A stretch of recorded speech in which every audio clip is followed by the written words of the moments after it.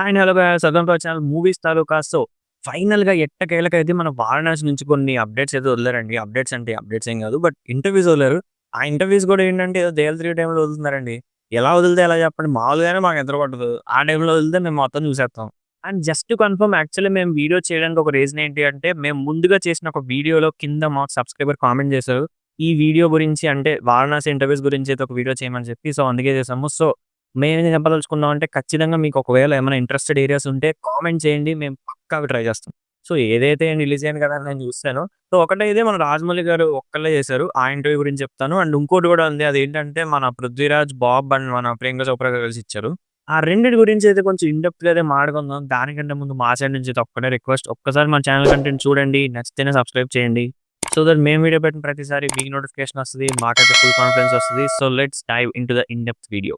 So వీళ్ళు ఇంటర్వ్యూలో first అయితే ఎక్కువ ప్రీ ప్రొడక్షన్ గురించి మాట్లాడారు. ఎందుకంటే ప్రీ ప్రొడక్షన్ ఆల్మోస్ట్ 1 ఇయర్ అయిందంట. అండ్ ఇందులోనే కొన్ని రిహార్సల్ మూవ్‌మెంట్స్ కూడా ఉన్నాయంట. అంటే కొన్ని మేజర్ సీన్స్ ఉంటాయి కదా! అవి ముందే షూట్ చేసేసారంట. అంటే రిహార్సల్స్ లాగా.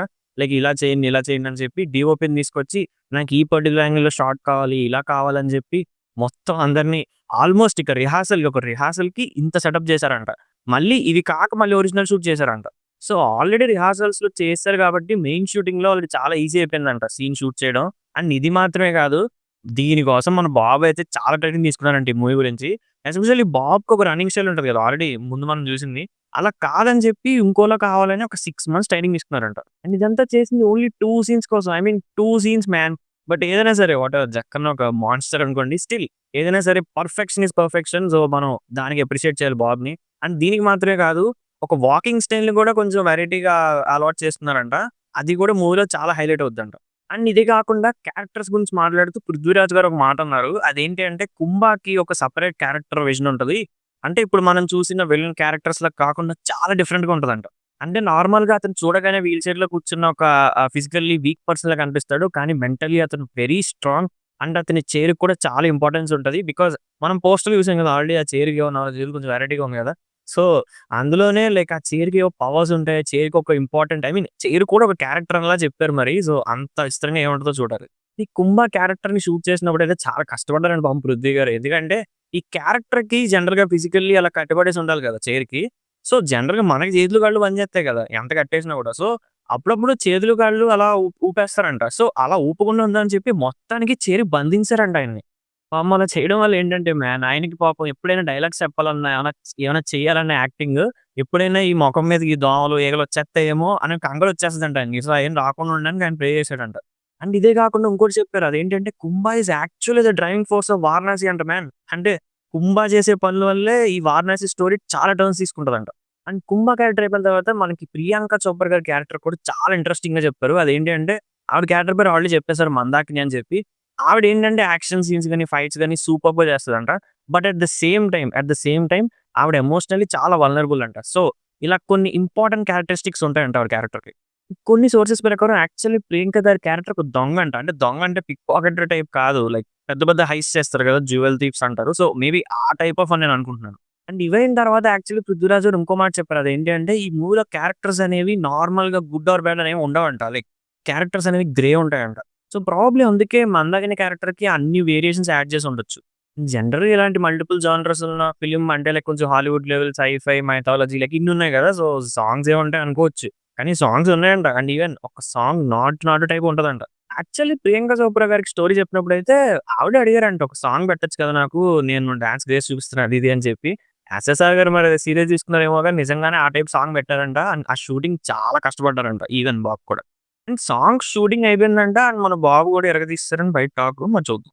యాక్చువల్లీ మీకో విషయం తెలుసా? 2010లోనే మన బాబు అండ్ రాజమౌళి గారు కలిసి మూవీ చేయాలంట. మరి ఎందుకింత లేట్ అయిందని అడిగితే 2010లో 'మర్యాద రామన్న' తర్వాత మన రాజమౌళి గారికి 3 కమిట్మెంట్స్ వచ్చేసాయంట. ఫస్ట్‌ది వచ్చేసి 'ఈగ' అంట. అంటే 'ఈగ' 6 మంత్స్‌లో కంప్లీట్ చేద్దాం అనుకున్నారంట. కానీ వీఎఫ్ఎక్స్ ఇష్యూస్ వల్ల 2 ఇయర్స్ పట్టిందంట. అండ్ 'బాహుబలి' గురించి తెలిసిందేగా లైక్ లిటరల్లీ 5 ఇయర్స్ పట్టింది. అండ్ 'ఆర్ఆర్ఆర్' కోవిడ్ వల్లో మరి ఏదో వల్ల మొత్తానికి 4 ఇయర్స్ తీసుకున్నారు. అండ్ మూవీ లెంగ్త్ గురించి ఒక డిస్కషన్ వచ్చినప్పుడు 200 మినిట్స్ ఉంటుందా అని అడిగితే 3 అవర్స్ అయితే ఖచ్చితంగా ఉంటుందని చెప్పారంట. సో, ఎలాగో 3 అవర్స్ ఉంటుంది కదా! అని చెప్పినప్పుడు పార్ట్ 2 గురించి ఒక డిస్కషన్ వచ్చింది. అంటే పార్ట్ 2 ఉంటుందా? ఉండదా? అని అడిగితే ఫస్ట్ అయితే వాళ్ళు 2 పార్ట్స్‌లోనే తీద్దాం అనుకున్నారంట. బట్ సమ్‌హౌ కొద్దిగా లాంగ్ డిస్కషన్స్ పెట్టుకున్నాక ఆళ్ళు రియలైజ్ అయిపోయారంట. వద్దు ఇలాగ 2 పార్ట్స్ ఇలా ఫ్రాంచైజ్ వద్దు. సింగిల్ పార్ట్‌లో అవగొట్టేద్దాం అని ఫిక్స్ అయ్యారంట.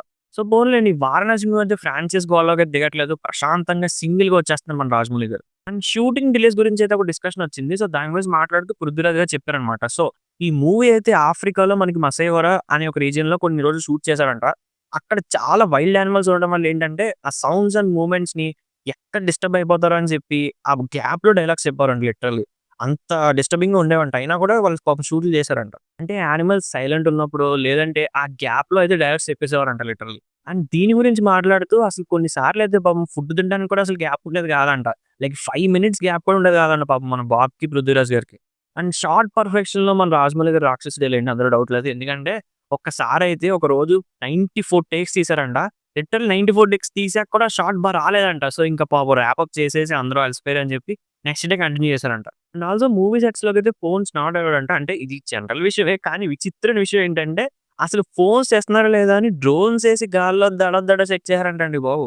సో ఇంత కష్టపడుతున్నారు కదా! మేబీ అందుకేనేమో ఇండియాలో గనక 2027కి ఐమాక్స్ స్క్రీన్స్ లేకపోతే ధర్నా చేస్తా అని చెప్పారు. అండ్ ఈ మూవీలో ఏ ఇన్వాల్వ్‌మెంట్ ఉంటుందని అడిగితే క్లియర్‌గా లేదని చెప్పేసారు రాజమౌళి గారు. అంటే వాళ్ళు ఏం చేసినా కూడా వీఎఫ్ఎక్స్ ఆర్టిస్ట్‌ని యూజ్ చేసే చేస్తున్నారంట.